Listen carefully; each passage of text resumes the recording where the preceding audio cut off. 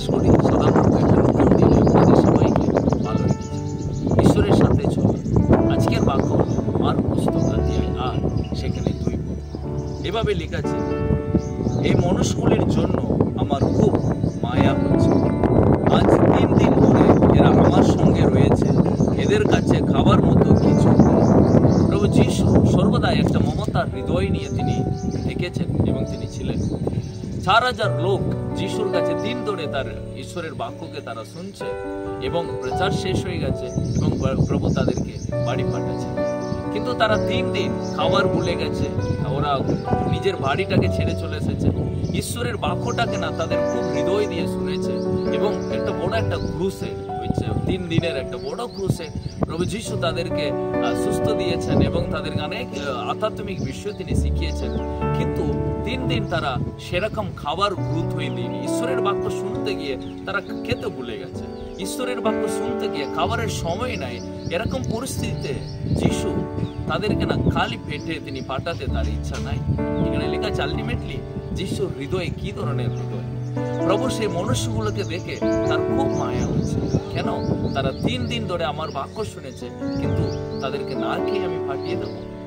So একটা মমতার হৃদয় থাকার একজন ব্যক্তি অবশ্যই লোকদের প্রয়োজনটাকে বুঝতে পারে। সবাই কিন্তু বুঝতে পারে না। সো প্রিয়, আজকে আপনি যিশুর কাছে প্রার্থনা যখন করবেন, যিশু আপনার হৃদয়টাকে বুঝতে পারেন, যিশু আপনার পরিস্থিতিকে তিনি উপভোগ করতে পারেন।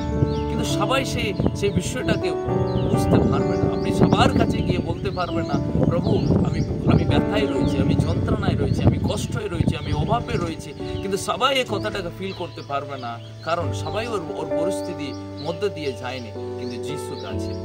তার জন্য যিশুর হৃদয় ওই 4000 লোকদের প্রতি, ওকে আমার প্রচারের কাজ শেষ হয়ে গেছে, তাহলে থাক, ওরা যেভাবে বাড়ি চলে যাবে। নাই, সেই দিন যিশু এমন একটা অলৌকিক কাজ করলেন, সবাইকে ভালোভাবে খাবার দিয়ে, পেট ভরে তিনি খাবার দিয়ে তারপরে তাদেরকে বাড়ি পাঠালেন।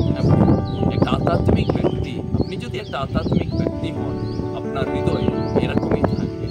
আপনার কাছে যারা আসে, আপনি লোকদের প্রতি একটা মমতার হৃদয় ভরে আপনি কিন্তু তাদের দিকে তাকাবেন। আপনি তাদেরকে বিচার করবেন না, তাদেরকে ঘৃণার চোখে দেখবেন না, বরং আপনার হৃদয় তাদের প্রতি একটা মায়া থাকবে এবং তাদের প্রয়োজনটাকে আপনি পূর্ণ করার চেষ্টা করবেন। হ্যাঁ প্রিয়, আজকে এই ধরনের বিশ্বাসী প্রয়োজন, আজকে এই ধরনের ঈশ্বরের সন্তান প্রয়োজন।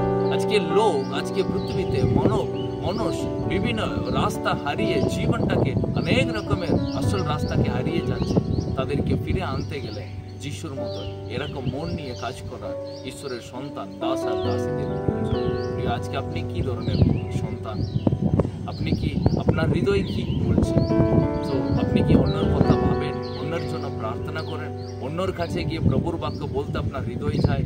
যদি চায়, আমি বলবো অবশ্যই আপনি এমন একজন অন্যজনের আধ্যাত্মিক প্রয়োজনটাকে আপনি পূর্ণ করতে পারেন। তাই প্রিয়, আজ থেকে